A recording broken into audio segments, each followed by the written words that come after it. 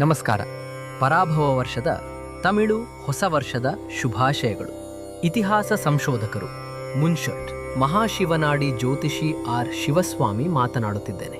ನಾವು ಈಗ ಈ ಪರಾಭವ ವರ್ಷದ 12 ರಾಶಿಗಳ ಬಗ್ಗೆ ತಿಳಿಯಲಿದ್ದೇವೆ. ಈ 12 ರಾಶಿಗಳ ಫಲಗಳನ್ನು ಪ್ರತ್ಯೇಕವಾಗಿ ಮಹಾಶಿವನಾಡಿಯಿಂದ ಆಯ್ದು ಬರೆದು ಈಗ ನಾನು ನಿಮಗೆ ನೀಡಲಿದ್ದೇನೆ. ಈ ಬ್ರಹ್ಮಾಂಡವು ನವಗ್ರಹಗಳ ಆಧಾರದ ಮೇಲೆಯೇ ನಡೆಯುತ್ತಿದೆ. ವೇದಗಳಿಂದ ಹುಟ್ಟಿದ ಜಾತಕ ಫಲಗಳಿಗಾಗಿ 4,50,000 ಹಾಡುಗಳಿವೆ. ಎಲ್ಲವನ್ನೂ ಅರಿತ ಸಹದೇವನಿಂದ ಮಾತ್ರ ಆ ಫಲಗಳನ್ನು ಅತ್ಯಂತ ನಿಖರವಾಗಿ ಹೇಳಲು ಸಾಧ್ಯ.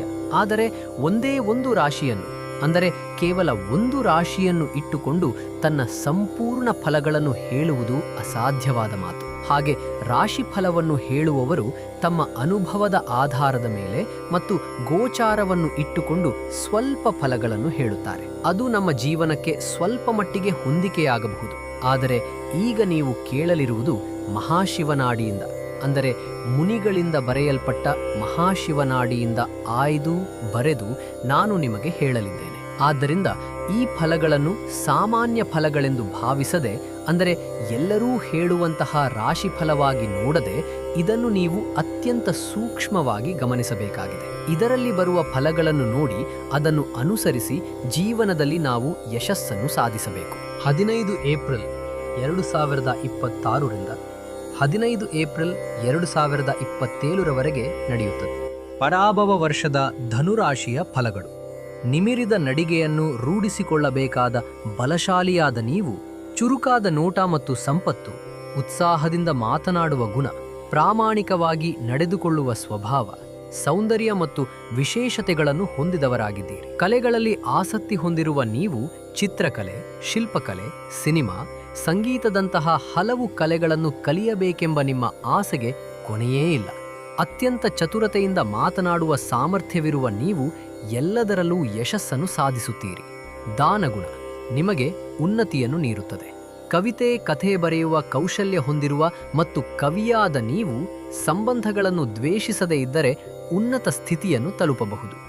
ಉದ್ದವಾದ ಕತ್ತಿನಲ್ಲಿ ಹೊಳೆಯುವ ನಿಮ್ಮ ಆಭರಣವು ಅಮೂಲ್ಯವಾಗಿದ್ದರೂ ಈ ವರ್ಷವು ಒಂದು ಸವಾಲಾಗಿ ಪರಿಣಮಿಸುತ್ತದೆ ಎಂಬುದು ನಿಜ. ವಾಹನ ಹಾಗೂ ಜಾಗ, ಮನೆ ಮುಂತಾದ ಆಸ್ತಿಪಾಸ್ತಿಗಳಲ್ಲಿ ಉಂಟಾಗುವ ಗೊಂದಲಗಳನ್ನು ಎದುರಿಸಿ ಆರ್ಥಿಕತೆಯನ್ನು ಚತುರತೆಯಿಂದ ನಿಭಾಯಿಸುತ್ತೀರಿ.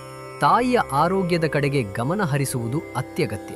ಸುತ್ತಮುತ್ತಲಿನ ಪರಿಸರವು ನಿಮ್ಮ ಮನಸ್ಸನ್ನು ಸುಧಾರಿಸಲು ಮತ್ತು ಜ್ಞಾನವನ್ನು ನೀಡಲು ದಾರಿ ಮಾಡಿಕೊಡುತ್ತದೆ.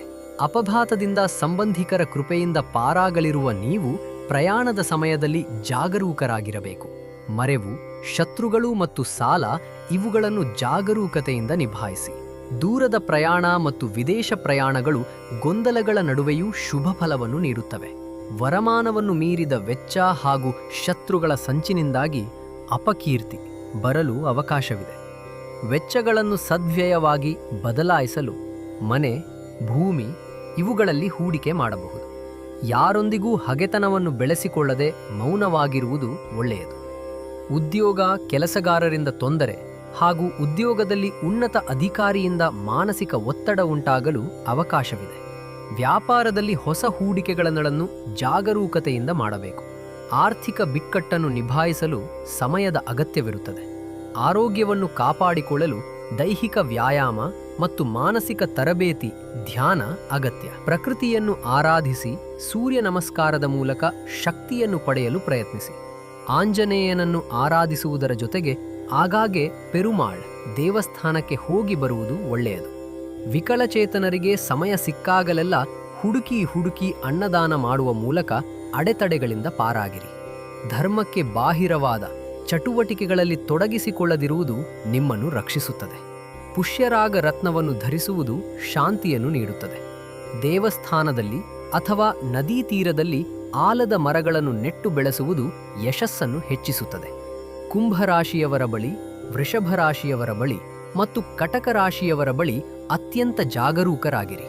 ಒಂದು ವೇಳೆ ಕುಟುಂಬದಲ್ಲಿರುವವರಿಗೆ ಈ ರಾಶಿಗಳ ದಿಲಿಗಳಿದ್ದರೆ ಅವರೊಂದಿಗೆ ವಾದ ಮಾಡದೆ ಹೊಂದಿಕೊಂಡು ಹೋಗಿಬಿಡಿ. ಪುನರ್ವಸು, ಪುಷ್ಯ, ಆಶ್ಲೇಷ ಈ ನಕ್ಷತ್ರಗಳು ಬರುವ ದಿನಗಳಲ್ಲಿ ನೀವು ತುಂಬ ಜಾಗರೂಕರಾಗಿ ಮತ್ತು ಎಚ್ಚರಿಕೆಯಿಂದ ಇರುವುದು ಅತ್ಯಗತ್ಯ. ಅದರೊಂದಿಗೆ ದಕ್ಷಿಣಾಮೂರ್ತಿಯನ್ನು ಆರಾಧಿಸಿ ಶುಭ ಫಲಗಳನ್ನು ಪಡೆಯಿರಿ.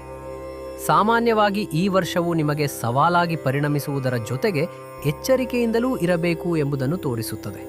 ಮನೆಯಲ್ಲಿರುವ ಹಿರಿಯರನ್ನು ಒಳ್ಳೆಯ ಆಸ್ಪತ್ರೆಯ ಮೂಲಕ ಮೇಲ್ವಿಚಾರಣೆ ನಡೆಸಿ ಅವರ ಆರೋಗ್ಯವನ್ನು ಸುಧಾರಿಸಿ. ಗುರುಗಳನ್ನು ಭೇಟಿ ಮಾಡುವುದು ಮತ್ತು ಜೀವ ಸಮಾಧಿಗಳಿಗೆ ಭೇಟಿ ನೀಡಿ ಬರುವುದು ಮಾನಸಿಕ ಶಾಂತಿಯನ್ನು ನೀಡುತ್ತದೆ. ನನ್ನ ಉದ್ದೇಶ ಏನೆಂದರೆ, ಈ ಫಲಗಳನ್ನು ನೀವು ಮಾತ್ರ ಅನುಭವಿಸದೆ ಎಲ್ಲರಿಗೂ, ಅಂದರೆ ನಿಮ್ಮ ಸ್ನೇಹಿತರಿಗೂ ಮತ್ತು ನಿಮ್ಮ ಸಂಬಂಧಿಕರಿಗೂ ಇದನ್ನು ಹಂಚಿಕೊಂಡು ಅವರೂ ಸಹ ಪ್ರಯೋಜನ ಪಡೆಯುವಂತೆ ಮಾಡಿ. ಅದರ ಜೊತೆಗೆ ಸಾಧ್ಯವಾದರೆ ನಿಮ್ಮ ಶತ್ರುಗಳಿಗೂ ಕೂಡ ಈ ರಾಶಿ ಫಲವನ್ನು ಹಂಚಿಕೊಂಡು ಅವರೂ ಒಳಿತನ್ನು ಪಡೆಯುವಂತೆ ಮಾಡಿದರೆ ದೇವರ ಅನುಗ್ರಹ ನಿಮಗೆ ಖಂಡಿತವಾಗಿಯೂ ಸಿಗುತ್ತದೆ.